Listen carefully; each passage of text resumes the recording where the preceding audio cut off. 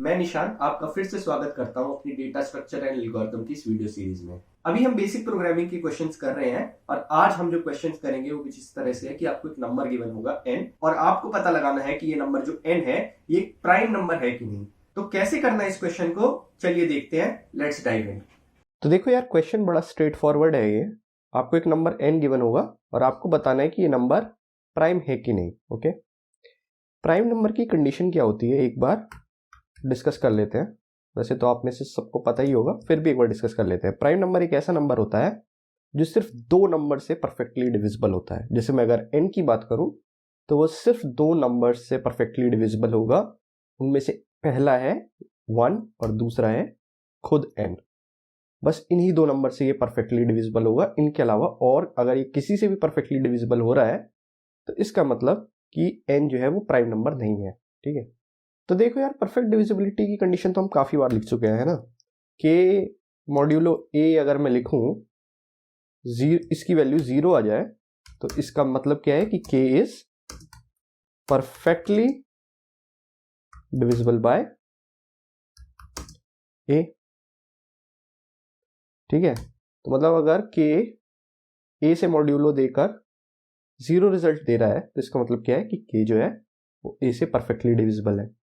तो अगर मेरे को ये निकालना है कि n जो है वो सिर्फ दो नंबर से परफेक्टली डिविजिबल हो, 1 से और n से, n खुद से, तो इसके लिए मैं क्या कर सकता हूं, एक लूप लगा सकता हूं, एक लूप चला सकता हूं मैं 1 से लेकर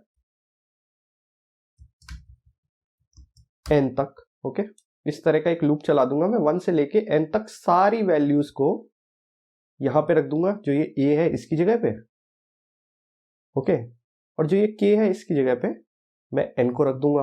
और ये अगर किसी भी केस में 1 और n को छोड़कर, 1 और n को छोड़कर किसी भी केस में अगर ये 0 आ रहा है तो इसका मतलब k जो है वो उस नंबर से परफेक्टली डिविजिबल है। और अगर ऐसा है तो ये प्राइम नंबर नहीं हो सकता। ठीक है, तो इन शॉर्ट अगर मैं 2 से लेकर यहां तक मतलब n-1 तक एक लूप चला लूं और देख लूं कि इस रेंज में 2 से लेकर n-1 तक क्या कोई ऐसा इंटीजर है जो कि n को परफेक्टली डिवाइड करता है। अगर नहीं है तो मैं कह दूंगा कि वो प्राइम है, n प्राइम नंबर है। अगर है तो मैं कह दूंगा कि वो प्राइम नंबर नहीं है। ठीक है, स्ट्रेट इनफ है। इसको एक बार कोड करा के देख लेते हैं, सिंपल ही है। तो देखो, इनपुट मैं ऑलरेडी ले चुका हूं। उसके बाद मैंने क्या डिस्कस किया था कि एक लूप चलाना है अपने को, कहां से, 2 से लेकर n-1 तक, i प्लस प्लस। अगर जो हमारा n है वो किसी भी सिचुएशन में इस i से डिवाइड होने के बाद 0 रिमाइंडर छोड़ रहा है तो इसका मतलब कि वो प्राइम नंबर नहीं है। तो मैं एक काम करता हूं, यहां एक बूलियन रख लेता हूं, इसको मैं प्राइम नाम दे देता हूं। शुरू में इसकी वैल्यू ट्रू सेट कर देता हूं। तो अगर ये केस सेटिस्फाई हो गया, इसका मतलब कि कोई भी हमें ऐसा नंबर आई कि कोई भी ऐसी वैल्यू मिल गई 2 से लेकर n-1 तक जो n को परफेक्टली डिवाइड कर रही है, तो हम इस प्राइम को फॉल्स कर देंगे कि ये प्राइम नंबर नहीं है। फिर यहां पर एक कंडीशन लगा लेंगे,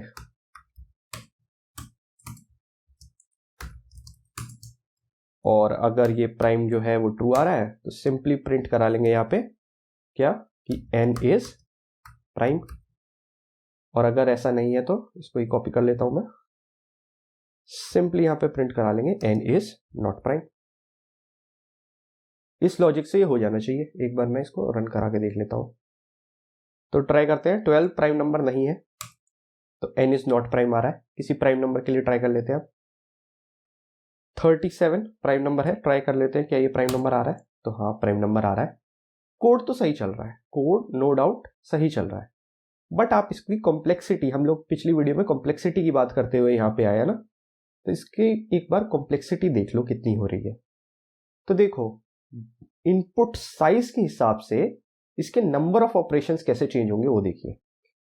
तो जैसे अगर मैं बात करूं, जैसे इधर आ जाता हूं मैं, अगर मैं बात करूं n की वैल्यू अगर यहां पर हो 10, तो लूप कहां से कहां तक चलेगा, तो लूप चलेगा 2 से शुरू होगा, 3, 4, इस तरीके से ये 9 तक जाएगा। ओके, 9 तक जाएगा। ऑलराइट, तो कितने एलिमेंट्स कवर हो गए यहाँ पर? n-2 elements. ओके, तो इसको मैं O ऑफ n-2 लिख दूं। तो ये देखो, इस तरह की नोटेशन में जो ये कांस्टेंट टर्म है ना, इसकी कोई सिग्निफिकेंस नहीं होती। ओके, इसको मैं यहां से हटा सकता हूं। तो ये O ऑफ n टाइप का हो गया। ऑलराइट, मतलब लीनियर टाइम कॉम्प्लेक्सिटी हो गई। इसी तरह अगर मैं n को 100 ले लूं तो कितने ऑपरेशंस यहाँ पे बनेंगे? 2 से शुरू होगा ये, और कहां तक जाएगा ये? 99 तक। ओके, तो ये जो एल्गोरिदम है हमारा O ऑफ n टाइप का है। तो आप देख रहे हो कि जैसे जैसे n की वैल्यू इंक्रीज हो रही है, नंबर ऑफ ऑपरेशंस उसी हिसाब से इंक्रीज हो रहे हैं। तो अगर मेरे को किसी बहुत बड़े प्राइम नंबर के बारे में जानना है कि वो प्राइम नंबर है कि नहीं, तो ये देखो, अगर मैं ये वाला प्राइम नंबर लूं, ये वाला प्राइम नंबर लूं मैं, तो इसको काफी टाइम लगेगा रन होने के लिए। ठीक है, क्योंकि ये भी O ऑफ n वाली कॉम्प्लेक्सिटी में चल रहा है। राइट, O ऑफ n वाली कॉम्प्लेक्सिटी में चल रहा है, तो इसको रन होने में काफी टाइम लग सकता है। ओके, एक बार मैं इसको रन करा के देख लेता हूं कि अभी हमारे करंट एल्गोरिदम से इसको कितना टाइम लग रहा है। ठीक है, तो देखो यहां मैं क्या करूंगा, अपने एल्गोरिदम को, ये मेरा एल्गोरिदम यहां पर लिखा हुआ है। ठीक है, एल्गोरिदम मेरा यहां पे लिखा हुआ है, यहां से शुरू है और यहां पे खत्म है। ओके, तो मैं यहां लिख देता हूं एंड ऑफ एल्गो। तो यहां से यहां तक मेरा एल्गोरिदम लिखा हुआ है। तो मैं एक काम करता हूं, क्या करता हूं, देखो मैं यहां पर ये लाइन लिखता हूं। ये मैं क्यों लिख रहा हूं ये आपको 1 सेकंड में समझा दूंगा। अभी फिलहाल आप देख लो कि मैंने कुछ इस तरीके की एक लाइन लिखी है यहाँ पे। उसके बाद एल्गो खत्म हो जाने के बाद मैं ये लाइन लिख रहा हूं यहाँ पे एंड टाइम के लिए। ओके, और देखो मैं यहाँ पे कुछ प्रिंट करा रहा हूँ, फाइनली ये प्रिंट करा रहा हूँ। तो ये कुछ भी नहीं है, जावा में ये सिस्टम डॉट करेंट टाइम मिली सेकेंड्स करके हम करंट टाइम मिली सेकेंड्स तक में पता लगा सकते हैं। तो मैंने एल्गोरिदम के स्टार्ट होने से पहले टाइम देख लिया और एल्गोरिदम के खत्म होने के बाद टाइम देख लिया मिली सेकेंड्स के प्रिसीशन में, और दोनों को सब्ट्रैक्ट करके देख लिया कि टोटल कितना टाइम लगा। तो चलिए इसको एक बार रन कराते हैं। मैं पता लगाता हूं कि क्या 17 एक प्राइम नंबर है कि नहीं, और अगर है तो मेरे एल्गोरिदम को कितना टाइम लगा ये पता लगाने के लिए। तो आप देखिए लगभग कोई टाइम ही नहीं लगा, 0 मिली सेकेंड्स में काम हो गया। ओके, अब देखिए मैं ट्राई करता हूं 157 के लिए। तो 157 को भी कोई खास टाइम नहीं लगा, 0 मिली सेकेंड्स में लगभग कोई समय ही नहीं लगा इसको होने के लिए। अब मैं ट्राई करता हूं इस नंबर के लिए 1003679। तो आप देख सकते हैं इसको सीधे अब 10 मिली सेकेंड्स लगने लगे। ठीक है, जैसे ही इनपुट का साइज बढ़ा, टाइम देखिए आप, ऑलमोस्ट कोई टाइम नहीं लग रहा था इसको, मिली सेकेंड्स में भी ये 0 मिली सेकेंड्स दिखा रहा था, अब इसको 10 मिली सेकेंड्स लगने लगे। ओके, तो इस तरीके से मैंने एक बड़ा सा नंबर लिख दिया। देखते हैं कि ये प्राइम है कि नहीं और इसको कितना टाइम लग रहा है एग्जीक्यूट होने में। तो अब देखिए 526 मिली सेकेंड्स, ये सिग्निफिकेंट टाइम की टेरिटरी में आना अब शुरू हो गया। पर अगर मैं बहुत लार्ज नंबर्स के साथ डील कर रहा हूं तो ये एल्गोरिदम उतना बेहतर काम नहीं कर पाएगा जितना ये छोटे नंबर्स के लिए कर रहा था। Still O of n complexity is good, but can we make it better? ये वाला सवाल हमें हमेशा खुद से पूछना चाहिए कि क्या हम किसी भी एल्गोरिदम की कॉम्प्लेक्सिटी जो करंट कॉम्प्लेक्सिटी है उससे कम कर सकते हैं कि नहीं। ये हमेशा हमारा गोल होना चाहिए एज सॉफ्टवेयर डेवलपर्स। देखो यार, अब समय आ गया है कि मैं अपने इस कोड में थोड़ा ऑप्टिमाइजेशन करना शुरू करूं। ठीक है, तो सबसे पहला ऑप्टिमाइजेशन जो मैं करूंगा वो हर केस को तो नहीं, बट कुछ केसेस के लिए टाइम कॉम्प्लेक्सिटी को बहुत कम कर देगा। देखिए क्या ऑप्टिमाइजेशन मैं यहाँ पे करने जा रहा हूं। मैं बस ये जो प्राइम इक्वल्स फॉल्स है, तो मतलब जैसे ही हमें पहला ऐसा नंबर मिला, आई की पहली ऐसी वैल्यू मिली जो कि n को नॉन प्राइम बना दे, वहां पर ही मैं लूप से ब्रेक कर जाऊंगा, आगे को चेक ही नहीं कराऊंगा। ठीक है, तो इसको रन करा के देखते हैं। तो ये वो नंबर था, देखिए 0 मिली सेकेंड आ गया। देख रहे हैं कितना ड्रास्टिक फर्क आया है। तो ये ऑप्टिमाइजेशन, ये ब्रेक स्टेटमेंट मैं पहली बार कोड लिख रहा था उसी टाइम भी लिख सकता था, बट मैंने ऐसा क्यों नहीं किया? इसलिए नहीं किया ताकि मैं आपसे एक सवाल पूछ सकूं। सवाल आपसे ये है, गौर से सुनिएगा, कि अब इस एल्गोरिदम की टाइम कॉम्प्लेक्सिटी क्या है? क्या इस एल्गोरिदम की टाइम कॉम्प्लेक्सिटी अब O ऑफ n नहीं रही? ध्यान से सोचिए, क्योंकि देखिए इतने बड़े नंबर के लिए भी ये 0 मिली सेकेंड्स में काम करा दे रहा है। तो क्या इसकी टाइम कॉम्प्लेक्सिटी अब O ऑफ n नहीं रही? जी नहीं, इसकी टाइम कॉम्प्लेक्सिटी अब भी O ऑफ n है। क्योंकि आप याद करिए, मैंने आपको पिछली बिग O नोटेशन वाली वीडियो में बताया था कि जो ये हम बिग ओ नोटेशन लिखते हैं ये किसके लिए लिखते हैं, वर्स्ट केस के लिए लिखते हैं, ठीक है। यहां पे कॉम्प्लेक्सिटी बेहतर हुई बट वो एवरेज केस की हुई, राइट। यहां पर अगर आप इस तरह का कोई नंबर ले लें जो कि प्राइम नहीं है तो इसकी कॉम्प्लेक्सिटी नो डाउट काफी बेटर हो जाएगी पहले से।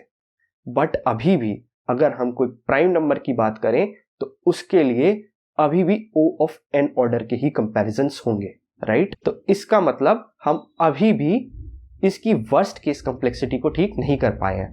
तो देखो यहां पे ना जो आप में से मैथमेटिक्स में बढ़िया लोग हैं उनको एक बात पता होगी।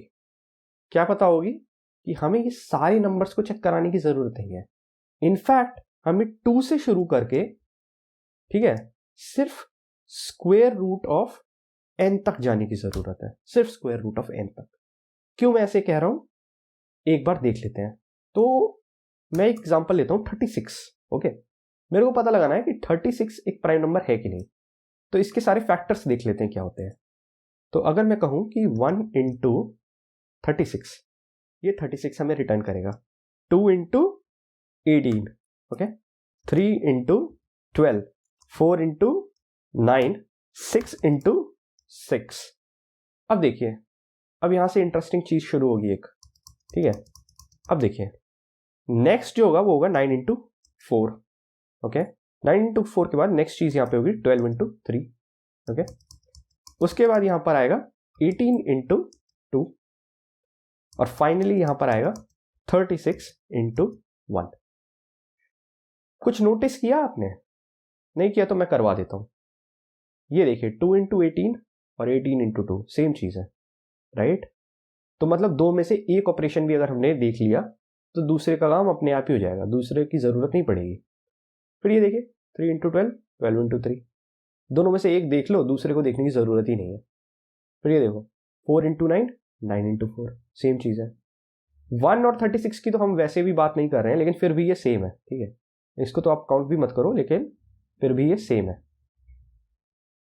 बस ये 6 इंटू 6 ये अकेला है। तो कहने का ये मतलब है कि अगर मैं ये सिर्फ इतने ऑपरेशंस देख लूं तो मेरा काम हो जाएगा, मेरे को सारे ऑपरेशंस देखने की जरूरत भी नहीं है, ठीक है। अगर मैं सिर्फ 2, 3, 4 और 6 इनसे डिविजिबिलिटी चेक करा लूं तो मेरे को जरूरत भी नहीं है बाद बाकी 9, 12, 18 और 36 से डिविजिबिलिटी चेक कराने की, ठीक है। तो इसका मतलब जो मेरा ये लूप 2 से लेकर n-1 तक चल रहा था, अब मैं इसको 2 से लेकर स्क्वायर रूट ऑफ n तक चला सकता हूं और फिर भी मुझे मेरा आंसर मिल जाना चाहिए।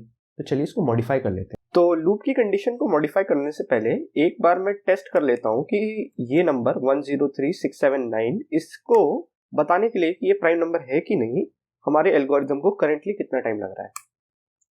तो देखिए लगभग 14 मिलीसेकंड इसने ले लिए हैं, ओके।